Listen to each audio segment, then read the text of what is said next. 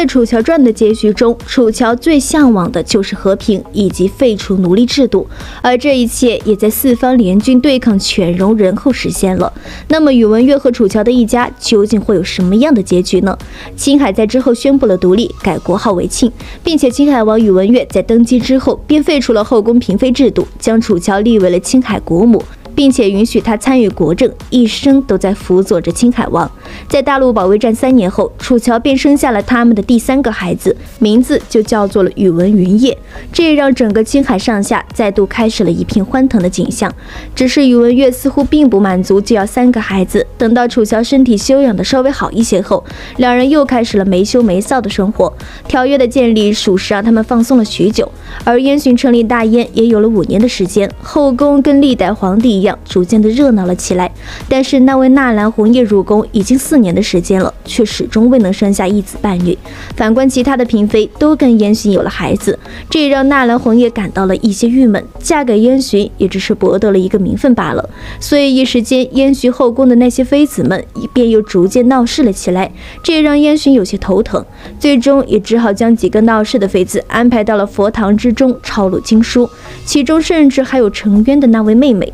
后宫不稳，燕巡如何稳天下？这一点他还是知道的，这才对于那些不服管教的人下了重罚。天下好不容易才稳定了下来，燕巡可不想让外边的那些人看自己的笑话。只是现在没有楚乔，燕巡倒是也越发的习惯了起来，儿子都有了好几个，地位也已经彻底的稳固，燕巡也没有任何理由不满了。只是那位纳兰红叶虽然也得到了燕巡的宠幸和信任，却最终还是在深宫中迷失了自己。所以在燕巡建国5年之后，12月初4的大雪夜里，身为皇后的纳兰红叶便死在了大燕皇宫中的东南大殿之中。对于纳兰红叶的死，燕巡也只是安排人照着皇后离世给安排了下去。随着丧期逐渐过去，燕巡逐渐的恢复了寻常的生活。只不过每次路过皇后生前所在的宫殿，燕巡都会驻足向着里面观看一下。那个宫殿每日都有人去打扫，却依旧十分的冷清。不过根据后世的史料记载，在纳兰皇后离世1年后，地宫便已经竣工了，就坐落在了燕北落日山以南。而在23年后，身为燕太祖的燕巡驾崩，则是葬入了太极岭之中，坐落于落日山以北，跟纳兰皇后隔着山遥遥相望，也算是交代出了这一对凄凉结局了。生不得同房，死也不得同穴。而天下既定，宇文悦和楚乔2人一直在青海处理青海的政事，除了外交之外，很少主动离开青海。但是对于自己的那个大姑娘宇文云生，却也很少去管她。在云生长大后，便离开了青海，开始在天下四处的游荡了起来。如今已经是4月桃花飞尽的时节，宇文云生骑在马上，一路的飞驰到了一个客栈前，然后翻身下马。客栈的小二眼睛也非常尖，大老远就看见了云生骑马而来。虽然年纪不大，身上却透着一股贵气，让人不敢小瞧。所以小二立刻上前迎接。姑娘打金还是住店啊？本店有上好的酒菜和清静的上房。但云生却并没有搭话，直接将缰绳扔给小二后，便向着店内走去。这让小二自讨没趣了一番，而谁也不知道云生就是那青海王的宝贝丫头啊。在《楚乔传》的大结局中，宇文公主离家出走，全家上下竟然没有一个人出来追她，这究竟是为什么呢？要一间清静的客房。宇文云生将1袋银子扔在了老板的桌上，然后阴着脸对老板说道。老板看他面色不善，所以也不敢多言，连忙收下了银子，在前面引路。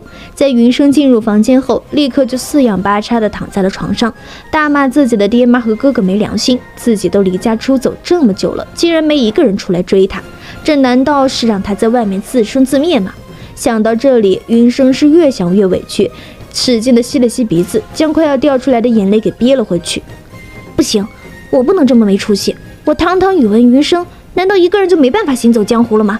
我要让那帮人看看，一个人也能过得好好的。宇文云生擦了擦鼻涕，直接给自己加油打气地说道。但是客栈的老板也不知道为何，在傍晚的时候，他们客栈的生意突然间就好了起来，楼上楼下的客房全部都订了出去，而且订房的人个个财大气粗，给了老板不少的赏钱，让老板笑的是合不拢嘴，连夜给财神爷上了几炷香。只是宇文云生却并未关注到这一点，走出房门，随意吃了点东西后，就询问小二他们这里有什么好玩的没。从云生的语气和问话来看，小二立刻就知道了他是个外地人，所以便连忙介绍道，说在他们这大梁京都有着不少的盛景，甚至晚上还放烟火。不过小二还专门提了一句，那就是他们这里的芦花巷是最热闹的，姑娘如果没去过就太可惜了。这也瞬间让云生来了兴趣，直接一溜烟就跑出了客栈之中。那位姑娘去哪儿？老板看着云生疯了一样的跑出去，便询问小二这是什么情况。但听到云生要去芦花巷看烟花的时候，老板也敲了一下小二的头：“你个猪脑子！明华寺的方丈圆寂了，官府说1个月不允许放烟花。”此话一出，小二才反应了过来，连忙顺着云生的脚步追了出去。但出了客栈门后，早已经看不见云生的身影了。这下小二也知道惹祸了，毕竟这姑娘脾气不好，看不到烟花回来，指不定拿她撒气。所以小二很明智的跟老板请了个假，离开了客栈，去躲清闲去了。在云生赶到芦花巷的时候，天已经黑了，沿河的一条街都冷冷清清的，根本没有店小二所说的那热闹景象。随着河边冷风一吹，让云生再度委屈了起来，蹲在河边开始哭了起来。此时这位高高在上的公主也突然间后悔了起来，不知道她那萧荣哥哥有没有想她。而就在云生抽泣的时候，砰的一声响，整个西面的天空就亮了起来，一朵金黄色的烟花在天空中炸开，十分的光彩夺目。紧接着又是10几朵烟花冲上了半空，将整个天空照亮了起来。白色的大丽菊，紫色的蒲公英，将整个夜空点缀的姹紫嫣红。沿河的人家们听到放烟花的动静后，也纷纷冲出了家门观赏烟花。很快整条街就热闹了起来。云生也是个没长大的小丫头，在看到这一幕后便瞬间傻了，刚才的苦闷顿时不翼而飞，抬头看着那一朵朵绚丽无比的烟花绽放。这次烟火盛宴足足持续了半个多时辰才停下来，但烟火散去，百姓们依旧不愿散去，开始在河边热热闹闹地讨论着。一晚上的烟花也让云生心情和胃口大好，吃饱喝足后便踢踢踏踏地回到了客栈休息。在楚乔传的大结局中，楚乔的女儿宇文云生跟萧荣的婚礼恐怕是已经正式的确定了。虽然楚乔无法成为萧策的妻子，但两人成为亲家也是个不错的结局了。话接上回，在第二天一早，整个大梁京都的百姓都在讨论昨日的烟火，因为就算平时的庙会也没有昨日那么瑰丽，据说是一位富商放的，还给明华寺捐赠了一大笔的香油钱。云生因为昨天睡得太晚了，一早迷迷糊糊的吃了点东西，便打算继续回去睡觉，但没想到光天化日下竟然有人强抢民女，这让正义爆棚的云生也看不下去了。他小时候跟着楚乔学过几招，3下5除2就解决了那些流氓，只是却没想到他女侠的名号却直接传遍了整个梁京，这倒是让云生感觉到这里还挺好玩，便选择住了下来，开始在梁京除暴安良，仗义疏财。只是1个月后，云生也有些想家了，在出去帮助弱小的时候也没有了最开始的那种兴奋，谁让他自己就是个孩子呢？在今日外出行侠仗义的时候，云生还抽空买了几个螃蟹回去，倒是不为着吃，只是为了养着，以弥补他在这里孤独的生活。只不过云生也并不知道，他的一举一动早就被人看在了眼中。公主刚刚买了几只螃蟹回来，如今已经回房了。萧荣的手下对着萧荣禀报了一下，这也让萧荣嘴角露出了一抹笑容。这小丫头总算是疯够了，去，收拾一下吧，准备回去。萧荣伸了伸懒腰，面对宇文云生这个小丫头，他还挺头疼的，但这也是没办法的事情，谁让这是他未来的媳妇呢？不过在手下刚准备出去安排的时候，萧荣突然叫住了他，记住多买点螃蟹，放在马车里好生养着，路上找机会把那几只换了，别等他回了家带几个死螃蟹回去再哭鼻子。还是主子想得周到。那位手下嘿嘿一笑，便立刻出去准备了。而先前云生行侠仗义的那些事，同样是萧荣安排的，为的就是让云生感受一下那种快乐。之前的烟花同样是如此，萧荣直接像一个商人包了1个月的烟花，为的就是让云生开心。不得不说，萧荣做的还是很到位，换做另外一个，恐怕也做不到萧荣这么极致了。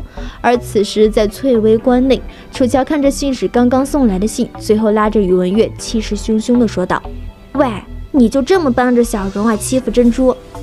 听到楚乔的话，宇文玥耸了耸肩，这也是没办法的事情。楚乔怕云生学功夫辛苦，小家伙又一直梦想闯荡江湖，难道还真让他用三脚猫的功夫自己出去单干？没想到我的女儿竟然这么笨。楚乔无奈地叹了口气，这个傻女儿还真是毁了他娘的一世英名啊！不过宇文玥气笑眯眯地走到了楚乔的身前，俯身在他耳边说道：“我们的女儿要那么聪明干嘛？”紧接着，两人便再度开始了翻云覆雨，这也是这对夫妻整日里最主要的事情了。而云生在第二日一早也踏上了回青海的道路，萧荣则是提前安排了人手，一路上在各处照应着。他也不知道自己将这个媳妇养大还需要多久，但却知道要将云生当做自己的掌上明珠。随着云生马鞭的打响，整个故事也就到此结束了。感谢大家一路的陪伴，《楚乔传》的故事就此完结。